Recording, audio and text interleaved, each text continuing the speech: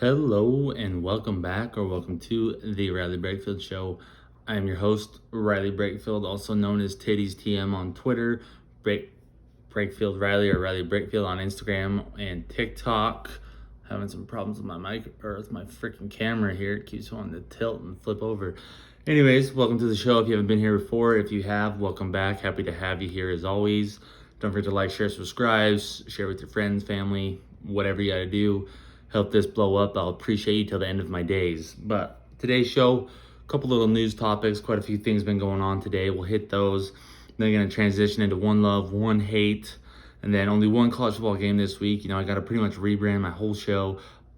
I don't know. I don't even know what I want for my show at this point. I just want to talk sports, talk shit, talk politics, laugh a little, have a good time. That's what this show's all about. So whatever I talk about, either tune in or don't. I don't know or tell me, hit me up on Instagram, Twitter. Tell me what you want to hear me talk about. If there's something I talked about in the past, tell me you want to talk about it more. I will do anything. I will talk about anything and everything just because I love to talk, and that's just who I am. About one love, one hate. Then we're talking a little Navy versus Army game. Not much to talk there. 5 favorite games of the NFL weekend. We'll probably keep that up, through the NFL season and the playoffs and whatnot. And then finishing off the show with a little bit of college basketball preview. Just kind of a couple teams that I like, where I think that they'll be good down the stretch, just stuff like that. So make sure to stick around for that if you're a college basketball fan. But let's get into today's show. Let's just start it off right here. Massive news today. Brittany Griner was announced to be coming home. The trade was done for the Merchant of Death, which if you don't know what merchant means, that means seller. So he's a seller of death. This guy, he was arrested because he was trying to give guns to Colombian terrorists that were targeted at either killing U.S. citizens or, Army officials. I'm not exactly sure. I didn't look it up. I couldn't remember either. So I knew it was one or the other. But that's how he was arrested. We've had him in custody for a while. Brittany Griner, she was arrested for bringing hemp or hash oil, a vape, stuff like that into Russia, which is illegal in Russia. I don't know how she didn't know that. She's been playing professional basketball there since 2014. So I don't know what she was thinking, I guess. And, she was cleared medically for it in Phoenix, but obviously you can't take it there. So I don't know why she didn't try to check her bases before. Maybe it's just that celebrity, it's okay, I'm a celebrity, that kind of thing. But a lot of people are kind of upset about it because U.S. Marine Paul Hellman, I believe is how you say his name, he was not a part of the deal. It's come out. Everyone, some people think that people are upset because it was Brittany Griner that was chosen and not, both the Marine and her. When in reality, I think people are upset because we got used and abused and taken out back and beat the shit out of, to me, what this shows is a lack of fucking leadership within the United States.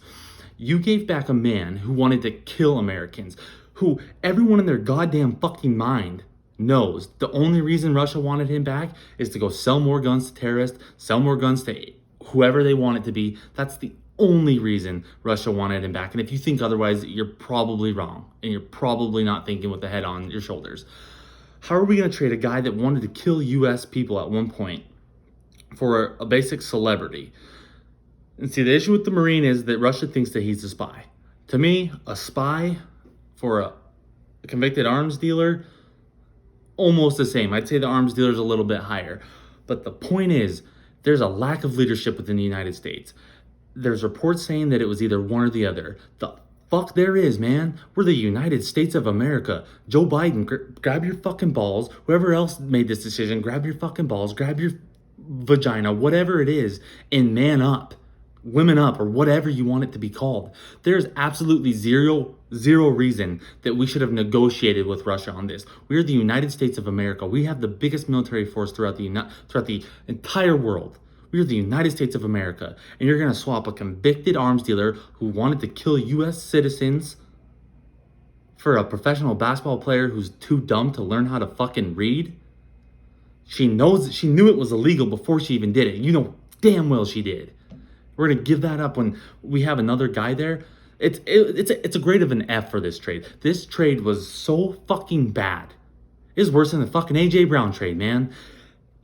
This guy wanted to kill people, American citizens, and he's gonna do it again. He's gonna sell guns again to somebody that wants our people dead. So you get all you get back in return is a professional basketball player? Nah, man, that's fucked. A lack of leadership within the United States, within the White House, whoever ultimately made this decision, you suck at your job and you should probably quit. But I'm done ranting about that. Talk about other stuff. We already talked about how bad the AJ Brown trade was. John Robinson just gets fired this week as the GM of the Titans. Many people are speculating it's because of that trade. Eagles came into town and he absolutely torched the Titans. The only argument I have to say with the fact that AJ Brown, the trade may look bad on paper, it's a little different quarterback situations. Jalen Hurts has really emerged as a starting quarterback in the NFL this year. He's top 5, top 10 guy in the MVP conversation.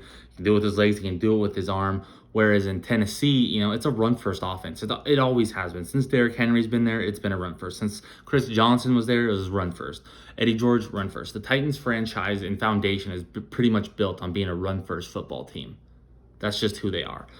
So, I don't look at the A.J. Brown trade as a bad trade. Titans got a couple picks out of it. They drafted another young wide receiver when they probably couldn't even pay A.J. in the first place. They don't also have the offense that, in my opinion, is particularly built perfect for A.J. Brown to succeed like he is with the Eagles.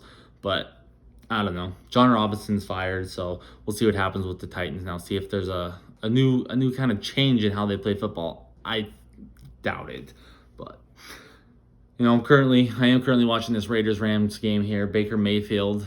I was in the shower when it started. Is he starting? I guess we'll see. We got offense coming up here. Raiders just went up 10-0, but Rams picked up Baker Mayfield. They don't have a quarterback. Matt Stafford's career could be over. Sounds like a spinal issue. Kind of a scary deal there for him. So who knows how long he plays. Rams might need a bridge guy to get through the next couple of years. And as talented as that roster is and has been in the past, I don't see why it can't be done. Okay, so Baker is starting, dude. Hell yeah. Fucking let's go, Baker, dude. I'm one of the biggest Baker Mayfield fans in the world.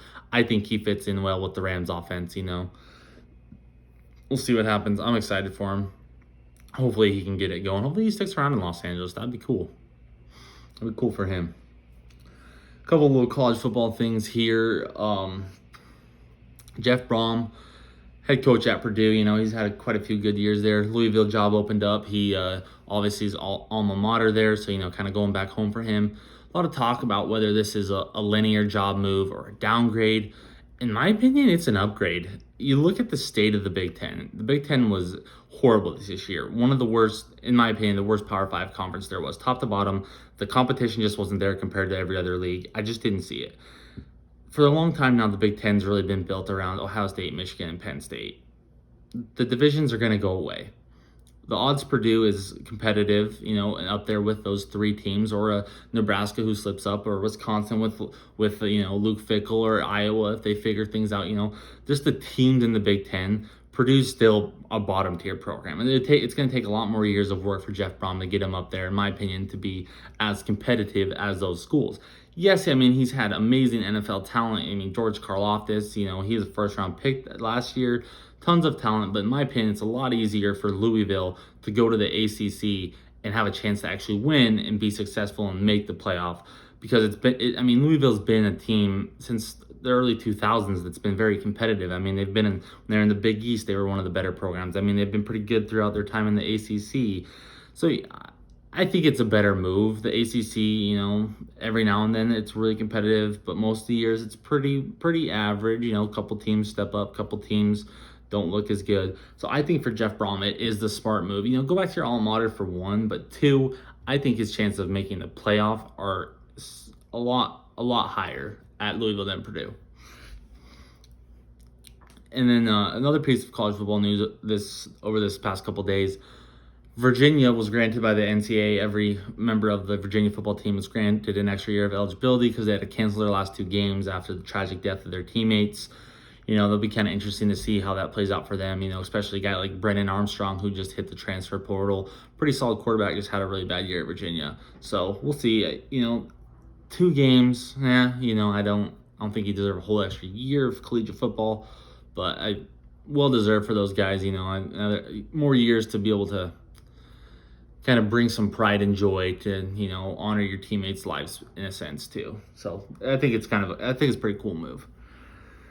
Baseball news, Aaron Judge is heading back to the Yankees after the false report that he was going to the San Francisco Giants. That was an absolute blunder, but he's going back to the Yankees. He's going to be there another 9 years, not winning championships, so love that. Xander Bogaerts, though, he's heading to the Padres, making the Padres an even fucking better fucking baseball club. I mean, Xander Bogaerts, Manny Machado, Fernando Tatis, Juan Soto. 4 extremely talented young baseball players all on the same team. Yeah, the Padres, dude, if they don't want to chip in the next couple of years, they're just a sad franchise then. Just an absolute garbage franchise if that's the case.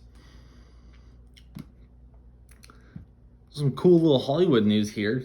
Saw today Jackie Chan has confirmed that Rush Hour 4 is coming. Love Rush Hour. Absolute one of the best cop comedy movies there are. All 3 of them are good, so excited to see another one. Probably going to have to go check that one out in theaters.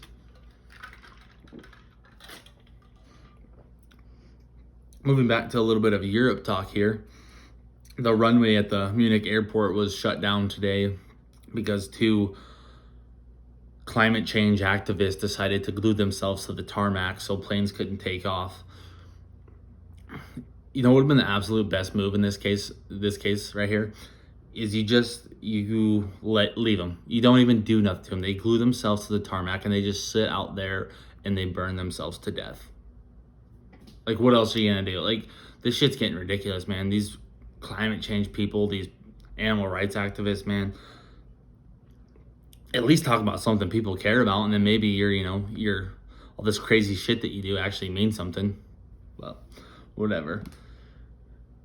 I know on Tuesday, I had talked about the Twitter files and how there was supposed to be another one, and it ended up not being released yet. And the guy that dropped the first set of Twitter files on Twitter, Matt Tabby, I think is how you say his name. He tweeted out why the second installment hasn't come out yet.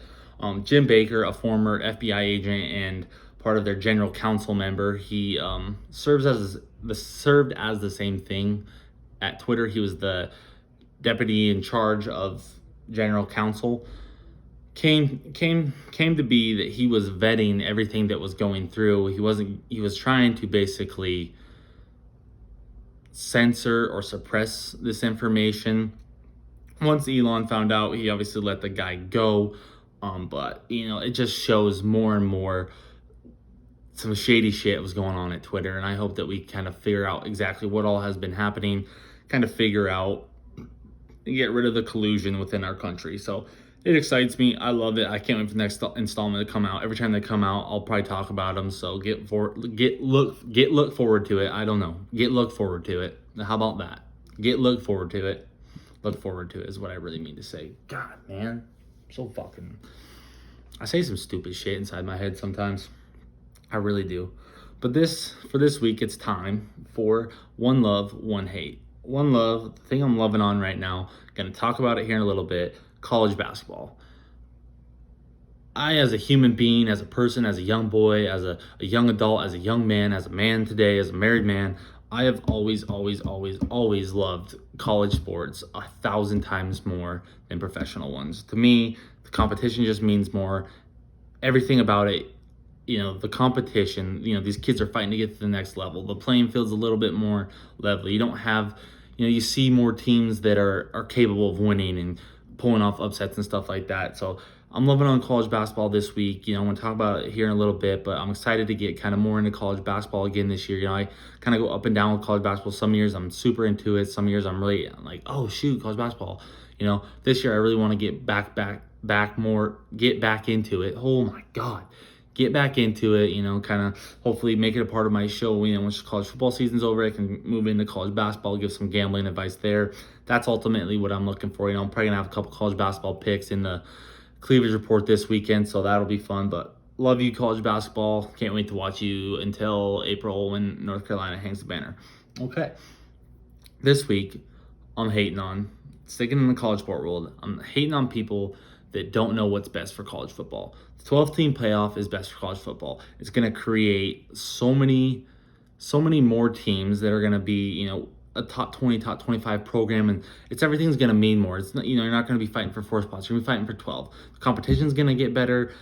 better, these 5-star athletes aren't going to start going to one place because they're going to start spreading out because they know they're going to have a chance to win elsewhere and win now. It plays into the transfer portal. If you don't like the transfer portal, get used to it because it's not going anywhere. Some of these kids made the wrong choice. Some of these kids, as coaches left, they should be allowed to transfer and go find their new home and feel where they fit best. It's just like a job. These are young men that are 18, 19, 20, 21, 22, 23, however old, that they're making decisions that are business decisions for themselves.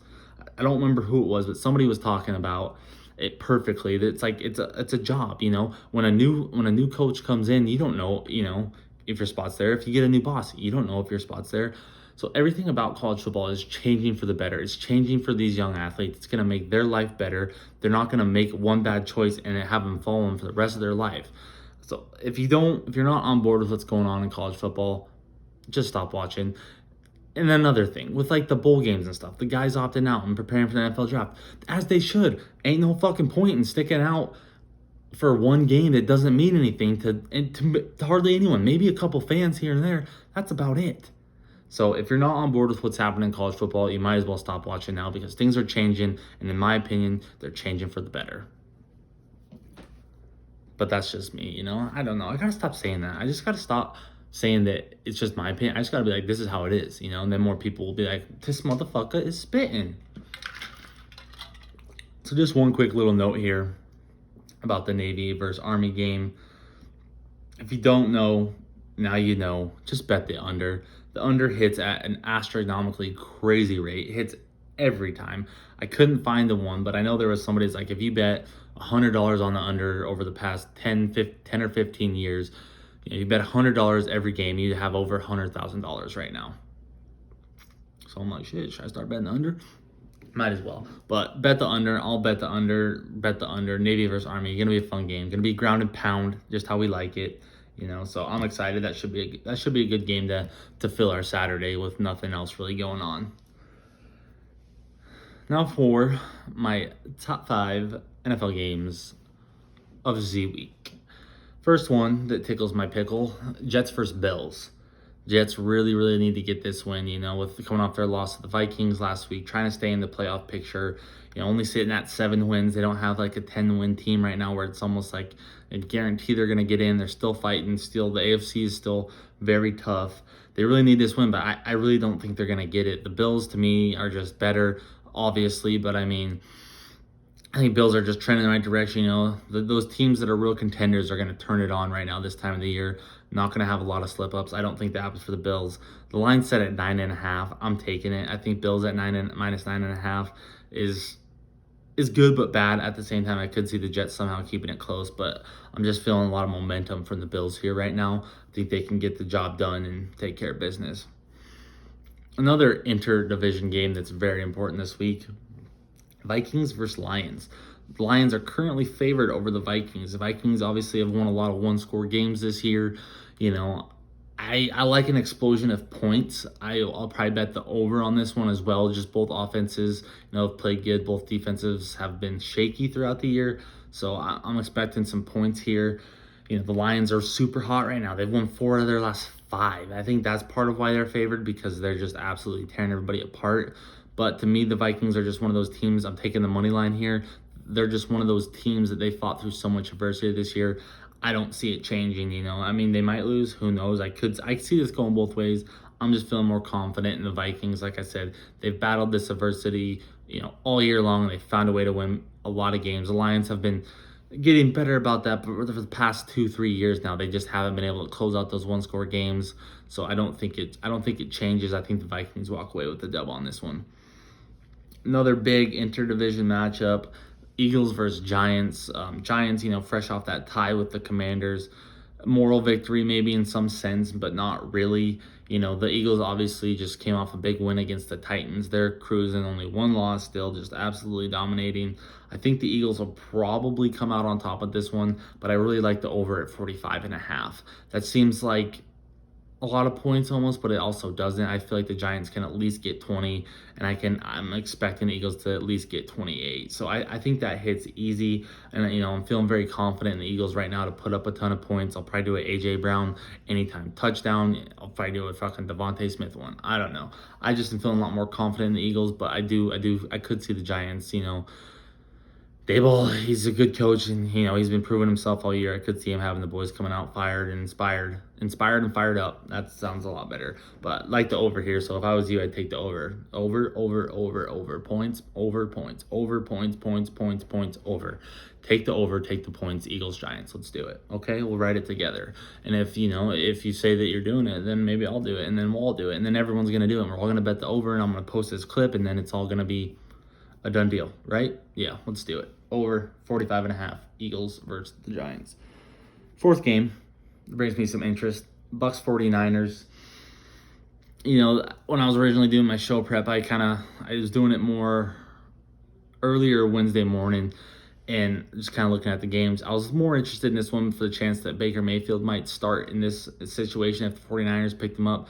Looks like they're going to have to rock with Brock Purdy. So I was going to go 49ers minus 3.5 if they picked up Baker, but now without having Baker, I feel like we're still going to get some more Tom Brady magic that he's had this year. Somehow they're going to get the job done. I'm probably going to go Bucks plus 3.5, or should I do money line? You tell me. If you listen to the podcast, hit me up. What do you think? Bucks plus 3.5 or Bucks money line? That's a tough question. But I could see the 49ers still winning. Yeah, you know what? 49ers minus 3.5. That's the pick. Who am I kidding? The 49ers are going to win. Tom Brady's going to look like ass. We're all going to say he should retire, and then the next week he's going to do another game-winning drive. That's just what's going to happen. You have to learn to deal with it. Dolphins, Chargers, Sunday night game. Battle Justin Herbert, Tua Tagovailoa, both from the 2020 draft class. I more want to talk about this game because I kind of came to a realization myself. I'm sure many people have had this realization. When Phillip Rivers was playing for the Chargers, he had to get through Peyton Manning with the Colts, Tom Brady with the Patriots, Ben Roethlisberger with the Steelers. And, the Chargers always had really talented teams, but people always got hurt. Injuries never went their way. Just always something, always something. I feel like the same's going to happen to Justin Herbert. And you think about where the AFC is right now, you have Patrick Mahomes, Joe Burrow, Josh Allen. Those three play for the Chiefs, Bengals, and Bills. I think those are the three best teams in the AFC moving forward for probably the next at least 5 years. I don't see Justin Herbert having the same kind of luck, and same goes for Tua and Lamar and all these other young quarterbacks in the AFC. They're going to have a lot of luck, a really good team, play their best ball to get past some of these teams that are going to probably have a stronghold over the AFC for the next couple of years. But I think we're just going to see Justin Herbert having the same exact career as Phillip Rivers. And it's sad to see because the kid's got a hell of an arm on him, but that's just the future for Justin Herbert. I'm sorry. But when it comes to this Dolphins-Chargers game, I still have a gambling pick. Over 51.5. Let's do it right there. Tons of points. I like it. So let me take a drink of my water here, and then I'll talk to you about a little bit about these details about my college basketball preview. So a little college basketball preview, I did some digging, around the internet, kind of seeing what other people were saying coming into the season, doing my own research, get my own vibes, stuff like that. Kind of basing it off of how teams have played so far this year, so I'm going to hit the big conferences, all the big ones, there's 5, I'm doing the 5 teams I think really have a chance to win the conference and make some noise in the playoffs, or the March Madness, excuse me. The only one that doesn't is the Pac-12. I only did 3 teams on there because the rest of the conference is pretty bad. And then just a couple mid-major programs, the big ones obviously to talk about, and then just the other ones I want you to watch out for and pay attention to because they have some talent there on their team and they can make a run come March time. But starting off, ACC, Virginia, Tony Bennett has himself a squad, man. They're undefeated right now, ranked 3rd in the country, tons of talent on the team. This is probably one of the best teams he's had offensively. They're really high up in the KenPom rankings. That's another thing I'll mention right now. I'll mention the KenPom rankings a lot. Go check them out. They're a good ranking system. I mean, even bracketologists use them. The KenPom rankings are very legit and real for what college basketball is. And Ken Pomeroy, the guy that did it, unbelievable job. But Virginia's really good offensively this year. Like I said, their defense is still pretty good, but it's not as good as it was in years past. I still think Virginia obviously can make a run. Tony Bennett has proved that he's one of the the top 10 coaches in college basketball. I mean, he won a national championship not that long ago. Don't be surprised if he leads the Cavaliers do it again. Next up in the ACC, Duke, first season under John Shire, loaded recruiting class coming in. You know, a lot of speculation. Is John going to be a good coach? Is he going to be able to get the job done? We'll see moving forward. I don't hate the guy, even though I'm a North Carolina basketball fan. I don't hate the guy that much. But, you know, the biggest thing for Duke's going to be the play of Jeremy Roach. You know, having a veteran point guard paired with a bunch of young kids is very important. You know, that's been a mainstay of many teams that have won a national championship, is having very seasoned and experienced guard play, especially at the point guard position. So definitely works in Duke's favor this year, you know, especially with that first year under John Shire. So they should find a lot of success, but they'll probably find a way to screw it all up again, just like they did last year. Derek Lively is another kid to watch on their team. Big young center, possible top 5 pick in this next year's draft. The kid's got a ton of talent. If you talk about Duke, you have to talk about North Carolina, the best fucking college basketball program that there ever has been and ever will be. They're still my pick. I still have my feature down on them to win a national championship. I'm not going to change. And if I could tell you one thing right now, take a feature on North Carolina to win a national championship. They're going to figure out. I mean, they've had some struggles early. They've already lost some games. They're out of the top 25 after being ranked number 1. Things aren't looking up. But this team was like that all the time in the regular season, and then just flipped the switch and turned it up and turned it on right down the stretch. So I don't expect anything else to change. I mean, Caleb Love, RJ Davis, Leaky Black, Armando Bacot, those 4 coming back. It's already such a strong base. Things are going to be okay for North Carolina. They're figured out they're going to win a national fucking title. I'll tell you right now, buddy. I'll tell you that right now. North Carolina will win a national title. Promise it. I am willing. What should I do? What should I bet? What should I bet? What should I bet? What should I bet? What should I bet? I will tattoo the North Carolina logo on myself if North Carolina wins a national championship. Okay? There you go. Virginia Tech, another team that's looking good in the ACC this year, you know. Didn't have a lot of hype coming into this year. Obviously, last year they were fresh off of they won the ACC championship last year. They beat Duke to get it. You know, they're obviously a good basketball program. They kind of took that foundation that they had last year and they just ran with it, you know. And right now they're ranked top 20 in both offensive rating and defensive rating in the Ken Palmer ratings. So they're good. Virginia Tech's very good, and I think they're going to be a team to watch out for. You know, they're going to kind of fly under the radar, I bet, but they'll make some noise once March comes back around. Miami, you know, good program. They're probably going to make the tournament. You know, what this team is based off of is guard Isaiah Wong. Leads the team in points, leads the team in assists. I mean, he's their offense basically.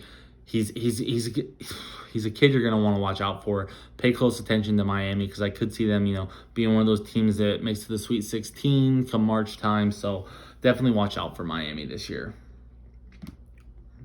Moving on to the Big 12. Kansas is obviously the reigning champs, as they are. Still, they brought back, you know, they didn't bring back a ton of guys, but they were able to plug and play with a lot of guys. You know, Kevin McCullough transferred in from Texas Tech. He's part of that team the past couple of years. The guy's an absolute stud at the guard position, an amazing defender. You know, you throw in him with Jalen Wilson, who's averaging 20 points a game right now, balling out. You know, they got Grady Dick on the outside, a fucking white boy shooting threes, knocking them down. And then, you know, they're primed with DeJuan Harris at point guard, a veteran leader who's done it before, who's, you know, he's leading the team right now in assists and steals, I believe, as well. Playing great basketball. Kansas should be in that conversation again to go out and win a national championship this year because they're looking really, really tough. Texas, the Longhorns, Chris Beard, you know, he's there for year 2. He's brought in a ton of talent. This team, you know, they were ranked second up until they lost this week against Illinois. They'll probably fall a little bit, not much, I bet, but still a really good team. Still really good on defense, you know, and offense. They're top 15 in both those categories in the Ken Palm rankings. Is it ratings or rankings? I don't remember. But the hiccups are back. Son of a bitch. But ton of talent on that Texas team. Like I said, top 15 offense and defensively. So definitely a team to watch out for. Definitely is probably going to make a run come March time, you know. Like I said, tons of talent. Baylor, I mean, you can always count on Scott Drew to put together a good team. He's been doing it for like the past 10 years now. nothing has changed. You know, Baylor this year's got 3 unbelievable guards in LJ Cryer, Adam Flager, and Keontae George. I mean, all 3 are averaging double digits right now. They're all going to be counted on down the stretch of the season. So I expect Baylor to be another team that's in that conversation for a 1, 2, or 3 seed. You know, tons of talent. Scott Drew, a phenomenal coach. Baylor's just been a phenomenal program the past couple of years, especially. But watch out for Baylor. Texas Tech. Love the fucking Red Raiders, and I love Kevin O'Banner, man. If you don't know who Kevin O'Banner is, he transferred there last year, was a huge part of the team's success. But he was originally at Oral Roberts during the COVID year, and he had a ton of success there. Obviously, got him to be able to transfer because of how well he played. Right now, he's leading the team in points and rebounds. He's going to really carry this Texas team this year.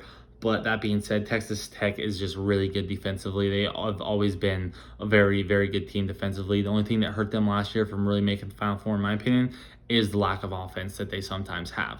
They had a low Ken Palm ranking last year, and they're kind of in the same situation this year. So their defense, though, is what carries them.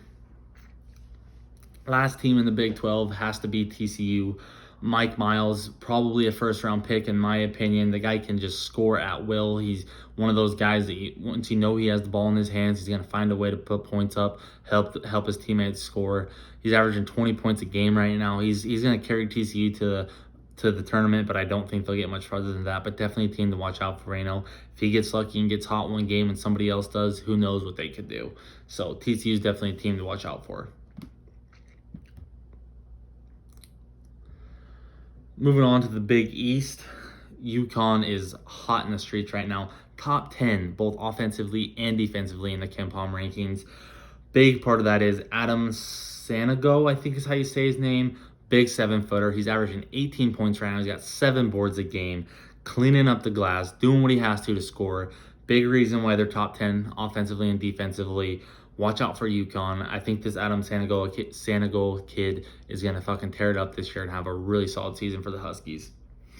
Creighton, the Blue Jays, had some success last year, made a good run in the tournament, built off that success. Greg McDermott's done a hell of a job building a very solid program here at Creighton. I know they just got upset earlier this week or the week before, but still a fun team to watch, still a tough team to beat. So I think they'll still get far once March comes around.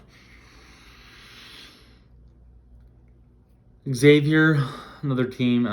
I'm looking here at my notes for the Big East, and I realized I should have just stuck to 2 or 3 teams here because Xavier, Villanova, Providence, those are the 3 others I was going to talk about. Villanova, down year, kind of it's looking like without Jay Wright. Providence, Ed Cooley, had an amazing year last year.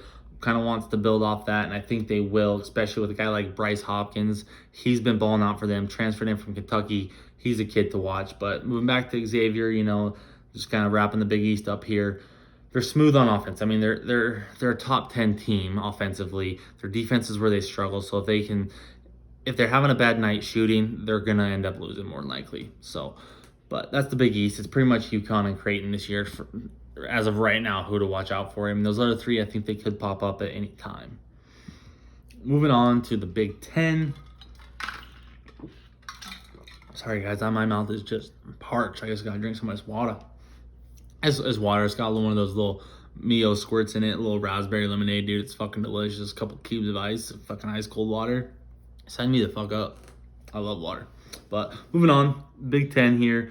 Talking a little bit of Purdue. Obviously, top 5 in the country right now. I believe they're the 5th. They're ranked at 5. Zach Edey, big man in the middle. It's been a mainstay of Matt Painter's time at Purdue. He's always got this big old boy just in the middle. The biggest thing about Matt Painter is he hasn't ever been able to get the job done. He's never made the Final Four, and he's been there 10 plus years now, and he's had some incredible teams. It's just going to come down to what can they get the job done. They're the best team offensively in the country right now, according to the Ken Palm. So Purdue, I think, can get the job done this year. I'm feeling a lot more confident in them for some reason. I really like Zach Edey. I think the kid's a baller. I think he puts in work down low. So I wouldn't be surprised if Purdue finally breaks through this year. The Terps of Maryland, super balanced on offense. Dude, they have 4 guys averaging double digits right now. They're able to spread the wealth around, make sure everyone gets involved, and find a way to, not have one guy be what all they rely on. Really like Terps this year. They're going to be a fun team to watch. I think they might even make a deep run into March. So watch out for the Terps. Just because, like I said, the four guys, being able to have that much flexibility to score the basketball is so key at the college level, especially when, guys aren't necessarily honed in on their craft yet, still developing as a shooter or as a scorer. So it's big, and it's a key, I think, to what's going to make Maryland really good this year. Indiana, by far the biggest news for them. Tracy Jackson Davis is returning for his senior year. I mean, he has them highly ranked to start out the year, and he's a big reason their offense is clicking. He's a big reason their defense is going, bringing this team back to relevance. He's gonna have his name in there for basketball player of the year. So check out Indiana if you get the chance, and watch Tracy Jackson Davis play. Illinois, lost Kofi Coburn, lost Andre Carbello. There was another guy, but they brought in two guys. Terrence Shannon Jr., he played at Texas Tech the past 3 years. The guy's an absolute grinder. He's leading the team in scoring right now. And they also brought in Matthew Mayer from Baylor, part of that national championship team, part of the team last year. Guy's a grinder. He gets down there and he works his ass off for rebounds. He's very good defensively. I think those two guys right there are going to be a big key to Illinois' success. I mean, they're a big key in Illinois' upset in Texas this week. So watch out for Illinois to shoot up in the top 10 this week, and watch out for them all year long. I kind of struggled to find a fifth team that I thought really had a chance to make some noise this year. I settled on Iowa, mostly for Chris Murray. His brother Keegan Murray was the star of the offense the year before. He was a top 5 pick this last year. The year before that, it was Luka Garza. The year before that was also Luka Garza. Kind of a mainstay of Iowa's to have that one guy down that's that plays the power forward or center position and can score almost at will. That's exactly what Chris Murray's doing. He's averaging like 19.1 points per game right now and 8.9 rebounds. He's carrying the Hawkeyes. I expect him to get them into the tournament, possibly even make some noise. He plays just like his brother. He just didn't have the chance because, like I said, Iowa seems to always be more based around one guy being a little bit more ISO ball than it is, team ball. Moving on to the Pac-12, as I already said, I only got 3 teams to talk about here. UCLA, Mick Cronin, he's got a chance to really do something special again this year with UCLA. Tiger Campbell, Jaime Jaquez coming back. I mean, those guys were there on the Final Four team. Those guys were on the team last year. Absolutely balled out last year. I'm expecting the exact same thing from UCLA this year. Got some new faces, got some new guys, but having those 2 key pieces back, huge advantage for the Bruins, and I think it's going to carry them very far into March. Arizona, the front court for the Wildcats is absolutely stacked right now. Azulis Toblias, I believe is how you say his name. I'm not sure. And Omar Balo, I believe, are both averaging 20 and 19 and 8 and 9 respectively. The front court, is just absolutely dominating for the Wildcats. I haven't seen these guys play yet. I'm going to try to check out an Arizona game soon because I just want to see these 2 guys go to work and see how effective they are for Arizona. But that's, it's pretty important. Those are 2 pretty important positions. You either have to have extremely good guard play or an extremely good front court, and Arizona has that.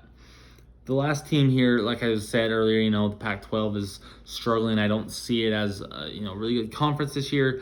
Settled on Oregon mostly for the fact they got an absolute stud in Will Richardson. This kid can score. He passes the ball. He plays defense very well.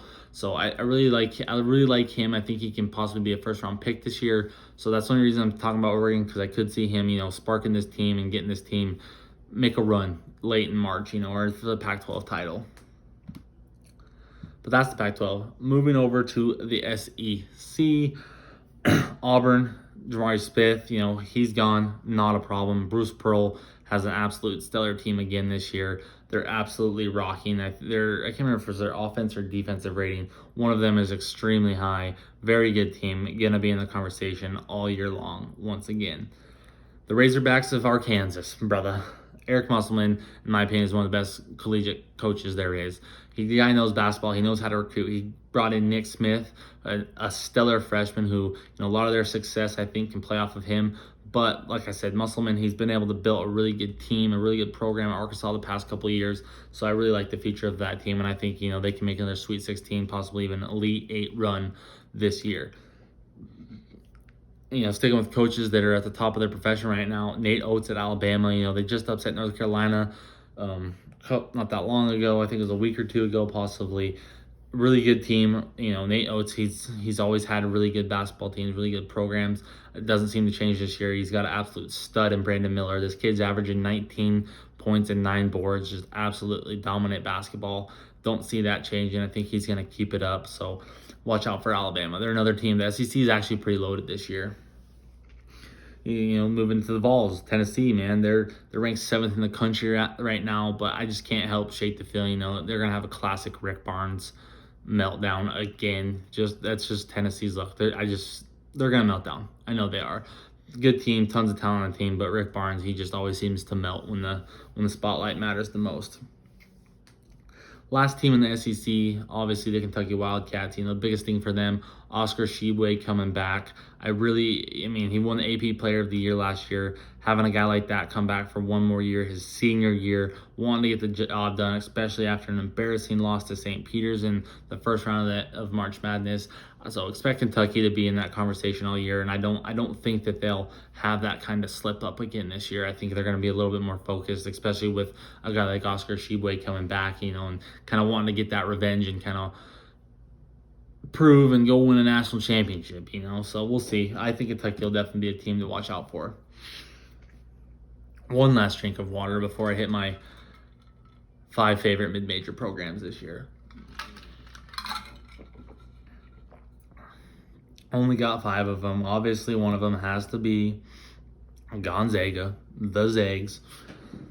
Mark Few, of course, still has himself a team. I don't think this team is as good as the teams of the past 2 years, but, with a guy like Drew Timme still on your team, anything is possible. So, Gonzaga, I bet they're in the Sweet 16 this year. They're a good team.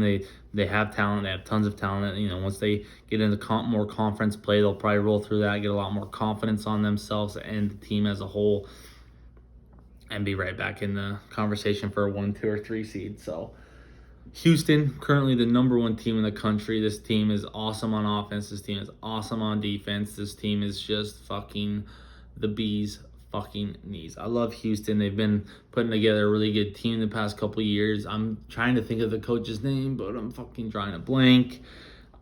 Oh my god. Okay, we're just gonna search it because who cares? This isn't live. This isn't on air. I don't know how to edit this part out, but that's okay. We're gonna figure it out. I'm trying to think about who the basketball coach is here. I know his face. I know his name. I just don't know it. Kelvin Sampson.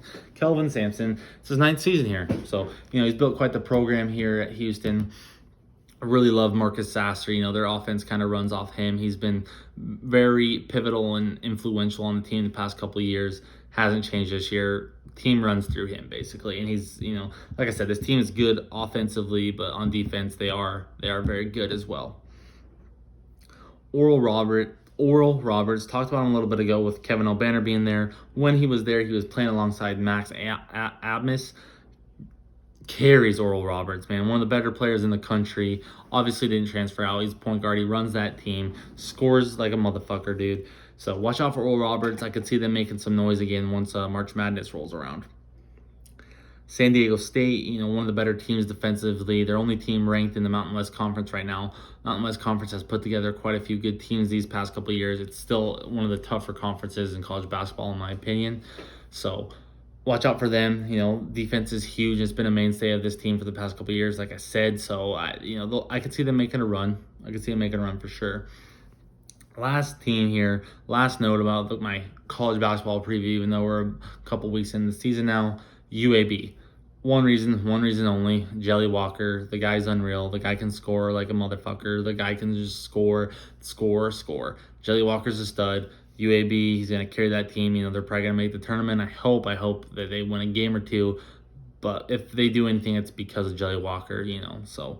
But that's today's show. I hope you enjoyed. Don't forget to like, share, and subscribe. Send to a friend of yours or a family member of yours that loves college basketball. Tell them to check this out and tell me if I did a good enough job previewing your college basketball season for you. But like I said, that's today's show. Don't forget to like, share, subscribe. Have a great weekend. I love you. Of course I love you. But for now, your boy with the hiccups, Riley Brakefield, a.k.a. Titties, is out. Just kidding. Your boy Titties is out. That's how we end the show, just so you know. Like I say one more time, your boy Titties is out.